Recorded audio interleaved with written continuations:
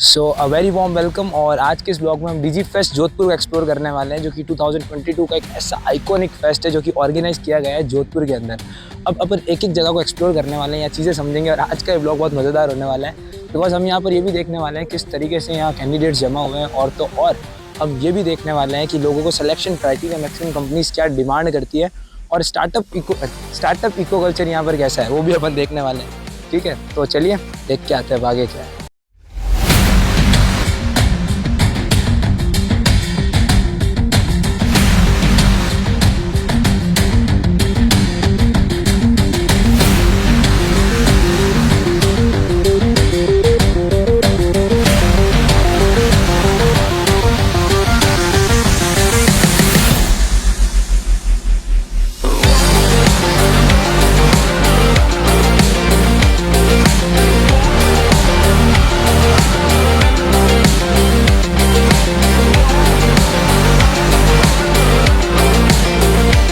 तो यहाँ पर जैसे आप यहाँ देख सकते हो कि किस तरीके से यहाँ पर चीज़ें ऑर्गेनाइज की गई है।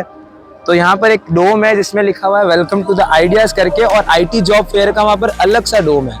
ठीक है, उसके बाद मज़ेदार बात यह है म्यूजिक फेस्ट करके भी बनाया गया है, और यहाँ पर डोम्स की कमी नहीं है, यहाँ पर खतरनाक लेवल का डोम्स है। और अब अपन एक एक डोम में जाके देखने वाले हैं किस तरीके से उसमें कंपनीज वगैरह डिस्ट्रीब्यूटेड है, और हम ट्राई करेंगे कुछ लोगों का इंटरव्यू लेने की, क्योंकि जो लोग ऑलरेडी जाके आ चुके हैं उनसे भी पूछने की कि किस तरीके से और क्या प्रोसेस रहता है यहाँ पर। तो चलिए देखते हैं क्या है ये। तो यहाँ पर ये वाली आप लाइन देख सकते हो, यहाँ जो लाइन है घूम रहे हैं, और ये रचित रहा है। रचित, लाइन में चलने में कैसा लग रहा है? तो बस आपको पता है दिक्कत क्या है, आज आया है ना तो आज ही ज़्यादा खाली है, कल परसों ज़्यादा भरा हुआ था, रिक्शा बता रही थी। तो टाइम पे आइए, और ये देख सकते हो सामने भीड़ लगी हुई है भयानक वाली। तो अगर मैं यहाँ पर आप लोगों को प्रोसेस बताऊँ किस तरीके से रजिस्ट्रेशन का चल रहा है, सामने इन्होंने ई-मित्र ब्लॉक्स बनाए हुए हैं, और यहाँ पर ये लोग जाके साइट पे रजिस्ट्रेशन कर रहे हैं। और जिन लोगों ने ऑलरेडी रजिस्ट्रेशन कर लिया ना, उसे ई-मित्र है वहाँ पर, और जिन लोगों ने रजिस्ट्रेशन कर लिया वो जाके वहाँ QR को दिखा रहे हैं, और उसके रिटर्न में उनको ID कार्ड और ये चीज़ें मिल रही है। अब एटलीस्ट फर्स्ट टाइम हो रहा है यहाँ पर, तो थोड़ा अच्छा प्रोसेस बनाया है ये, इससे ये सारी चीज़ें हो रही है, बढ़िया है। अभी हम लोगों ने तो पहले से रजिस्ट्रेशन किया हुआ है, तो अभी हम उस काउंटर पे जाएंगे और हमारे ID कार्ड से वो कलेक्ट करेंगे। हालांकि हम लेट बहुत है, बट ठीक है, वहाँ से हम ये चीज़ें कलेक्ट करने वाले हैं, और फिर अपन आगे चलेंगे एक एक डोम को एक्सप्लोर करने। अभी हमने टोकन कलेक्ट कर लिया है, और टोकन कलेक्ट करने के बाद टुवर्ड्स द इंटरव्यू।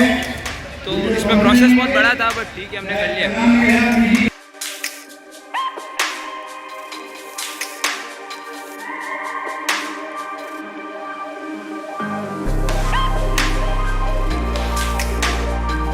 की बात क्या पता है, ये जो सेक्शन है पूरा, इस सेक्शन के अंदर जो 10th और 12th क्लास के लोग हैं उनको भी यहाँ पर जॉब मिले, जो कि मेरे को बहुत अच्छा लगा इनिशिएटिव तो गवर्नमेंट का है।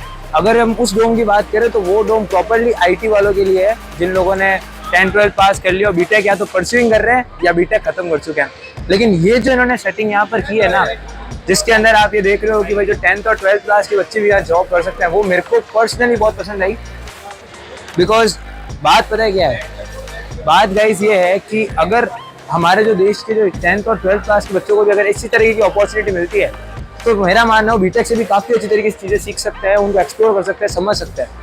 तो अब हम चलते हैं नेक्स्ट डोम के ऊपर, जो कि स्टार्टअप वाला एक्सपो का डोम है, जो कि हम बहुत इतनी देर से वेट कर रहे थे। इसमें हम आपको ये चीज़ बताएंगे किस तरीके से स्टार्टअप यहाँ शोकेस हो रहे हैं।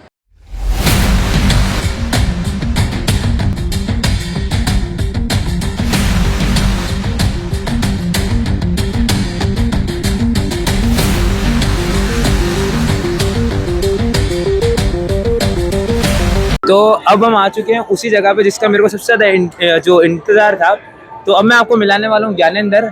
जो लोग ये कहते हैं ना कि जोधपुर के अंदर स्टार्टअप्स वगैरह नहीं हो सकते और ये चीज़ें पॉसिबल नहीं है, इस बंदे से आप मिलना। अभी मैं आपको इससे बात करवाऊँगा। इस बंदे ने इंकिड स्टूडियोज़ नाम की अपनी एक स्टार्टअप स्टार्ट किया है, जिसमें ऑलरेडी गेम्स पे वर्क कर चुका है, और तुम्हें सैमसंग से भी ऑफर है, सैमसंग का भी उनसे भी काम करते हैं, और उन्होंने पहले भी कुछ कंपनीज के लिए वर्क किया है। तो अब मैं इससे आपको बात कराता हूँ, भाई कैसा रहा इस डिजी फेस्ट एक्सपीरियंस। सबसे पहले तो सबको क्षमा गणी, मैं सेल्फ ज्ञानेंद्र व्यास, मैं एक गेम डेवलपमेंट कंपनी इनकिड स्टूडियोज चलाता हूँ, और जो आप मोबाइल के अंदर गेम खेलते हैं, जो आप पीसी के अंदर गेम खेलते हैं, वैसे हम गेम्स बनाते हैं, हम गेम्स को आगे ले जाते हैं।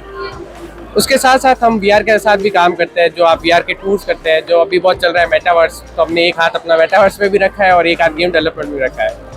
और हम इसके साथ अगर बात करें तो अभी हम रिसेंटली हम इंडियन आर्मी के साथ भी एसोसिएट हुए। हम इंडियन आर्मी के लिए एक सिमुलेशन प्रोग्राम बना रहे हैं जो कि पूरे इंडियन आर्मी को ट्रेनिंग्स के लिए बहुत हेल्पफुल होगा, and it is been approved by the Indian army, so we got the contract and we are working on it.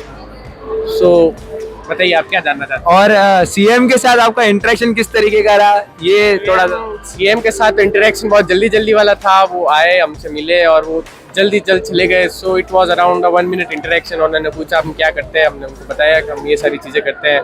की factor was the Indian army project, अच्छा हम इंडियन आर्मी का project करते हैं। So things work out. आज सुबह भी हमने इंटरेक्ट किया। It was in the I start building में सर आए थे, हमने उनसे इंटरेक्ट किया, हमने उनसे पूछा, उन्होंने हमसे पूछा हम क्या करते हैं, हमने उनको बताया कि सर हम ये सारी चीज़ें करते हैं, एंड उन्होंने हमको ऐसे शाबाशी दी कि ओके वेरी गुड। तो 5 साल के अंदर जो नेक्स्ट 5 ईयर्स है, उसके अंदर जो गेमिंग की इंडस्ट्री है उसके अंदर क्या बूम्स है, और इंडिया के अंदर अगर गेमिंग स्टार्टअप्स की बात की जाए तो किस तरीके से वो रेज हो रहे हैं, किस तरीके से, मतलब इंडिया के अंदर गेमिंग स्टार्टअप्स बहुत इमरजेंटली रेस हो रहे हैं। अगर हम आने वाले 5 साल की बात करें तो talking about the current figure, जो 2022 का जो फिगर है, 100 में से 31 गेमर इंडियंस है।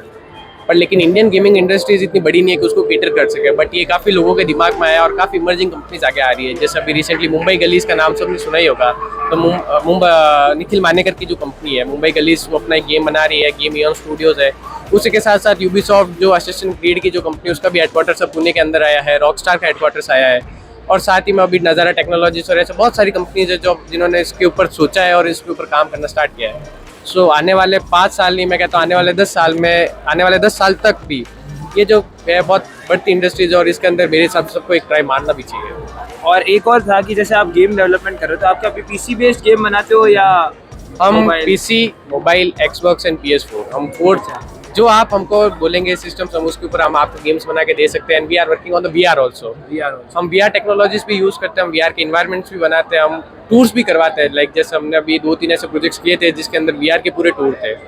उसी के साथ साथ अभी हमने आइडिया फॉर एज इनोवेशंस के लिए ट्रिग्नोमेट्री बेस्ड पूरा बोर्ड गेम के ऊपर हम काम कर रहे हैं, जो कि एक ट्रिग्नोमेट्री के ऊपर जो बोर्ड गेम था वो पूरा एक डिजिटल फॉर्मेट में कन्वर्ट कर रहे हैं हम उसको, और उससे जो बच्चे होंगे वो ट्रिग्नोमेट्री की जो फियर होता है उससे वो डरना भूल जाएंगे। ये कॉन्सेप्ट था निखिल गहलोत सर का, जो ये कॉन्सेप्ट था उन्होंने हमको अप्रोच किया गेमिफाइड लर्निंग पे।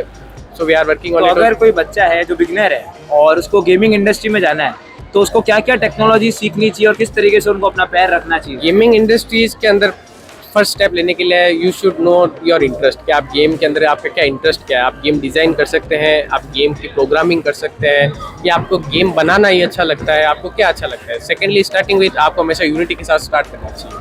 Unity is the very basic foundation for every gaming industries. आपको अगर यूनिटी आता है तो आप बहुत सारी चीज़ें उसके अंदर बना सकते हैं। देन अगर आपको एक ही सॉफ्टवेयर आ जाता है यूनिटी, तो आप बहुत सारे मल्टीपल सॉफ्टवेयर पे शिफ्ट कर सकते हैं।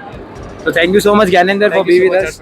तो मैं डिस्क्रिप्शन में लिंक दे दूंगा इसकी कंपनी का और इसकी कॉन्टैक्ट डिटेल्स भी दे दूंगा। अगर आपको गेम डेवलपमेंट की कोई भी राय लेनी है तो ये सपोर्ट करने के लिए तैयार हो, कॉन्ट्रैक्ट भी देना है किसी गेम का तो आप ज्ञानेंद्र को बात कर सकते हो। ये मेरा सबसे प्यारा दोस्त है स्कूल का और अब कॉलेज का भी। Thank you so much guys. और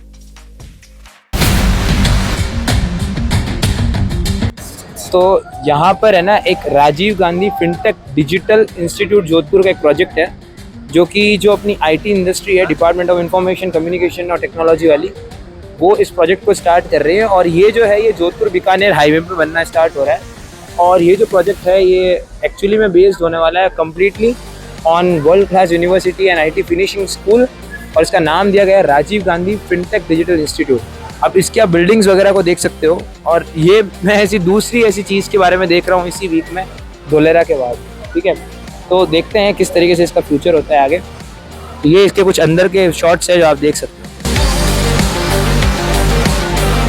दी जाए कि जो डिजीफेस्ट ऑर्गेनाइज किया गया था राजस्थान सरकार द्वारा, तो सबसे पहला तो ये है कि जो स्टार्टअप इकोसिस्टम है और जो IT कल्चर है जो अपने राजस्थान के अंदर जो प्रीवियसली बहुत ज़्यादा कम था, अब धीरे धीरे अगर ऐसे इवेंट्स किए जाएँ, अगर साल में ऐसे 2 इवेंट्स किए जाए तो ये जो कल्चर है ये और ज़्यादा बूस्ट हो सकता है। अगर मैं बेंगलोर जैसे स्टेट के साथ कंपेयर करूँ तो अभी कंपेयर करना सही नहीं होगा, बिकॉज बेंगलोर में शुरुआत से ये कल्चर चल रहा था। अब यहाँ पर ये कल्चर होना स्टार्ट हुआ है। आप देख सकते हो यहाँ पर जो क्राउड आ रहा है ना भाई, उसका लेवल अलग है। तो सबसे पहला तो ये है कि अगर ऐसा इवेंट्स होते रहे तो जो स्टार्टअप्स एक्चुअली के अंदर जो सप्रेस हो जाते हैं स्टेट्स के अंदर, उनको एक तो खतरनाक वाला मोटिवेशन मिलेगा, और तो और अगर ऐसी शुरुआत की जाए तो जो जॉब फेयर यहाँ पर किया गया तो आप ये मानोगे नहीं, मोर देन 400+ कंपनीज़ यहाँ पर आई थी और काफ़ी ज़्यादा लोगों को सिलेक्शन भी हुआ है, ठीक है। और मैं बता देता हूँ जो मेजोरिटी क्राइटेरिया, मैं आपको कुछ ऐसी स्किल्स बता देता हूँ। अगर आप IT पर्सन हो वो आपके पास होनी चाहिए, अगर आपको यहाँ सिलेक्शन चाहिए, अगर अगली बार भी हो तो आप यहाँ पर अप्लाई कर सकते हो। वेब डेवलपमेंट की भी डिमांड बहुत ज़्यादा है, उसके अंदर भी React JS, ठीक है, React JS, Angular JS, इनकी जो डिमांड है वो काफ़ी हाइप पे है। अगर बात की जाए PHP की, Node.js, PHP बैकएंड, इनकी जो वेब डेवलपमेंट की ओवरऑल डिमांड बहुत ज़्यादा है। फ्लटर डेवलपर और रिएक्ट नेटिव डेवलपर की डिमांड बहुत पावरफुल है। डिजिटल मार्केटर, और अगर आप मैनेजमेंट से हो तो HR एग्जीक्यूटिव, ठीक है, प्रोजेक्ट मैनेजर, उनको भी अच्छी रिक्वायरमेंट है। और तो और जो 10th और 12th क्लास वाले हैं वो भी यहाँ पर जॉब्स के लिए अप्लाई कर सकता है, तो वो उसके लिए एक अपफील्ड है। तो ये जो ओवरऑल था पूरी समरी, और हम लोगों ने यहाँ के एंजॉय भी किया काफ़ी ज़्यादा। और भी ज़्यादा चीज़ें हैं, जैसे अगर आप देखो म्यूज़िक फेस्ट भी है यहाँ पर आगे 3G 360 प्रोजेक्शन रूम है, 7D मूवीज़ भी है, और यहाँ पर सेमिनार हॉल्स जिसमें स्पीकर्स आके बोल रहे हैं, और वो स्पीकर कोई हल्के फुल्के नहीं है, जो ऑलरेडी स्टार्टअप्स को मेंटर कर चुके हैं या मेंटर कर रहे हैं, और अलग अलग फील्ड में है जो कि अपने आप में भाष्य है। तो ये था ओवरऑल समरी इस बार की। थैंक यू सो मच, मिलता हूँ ऐसे आप लोग।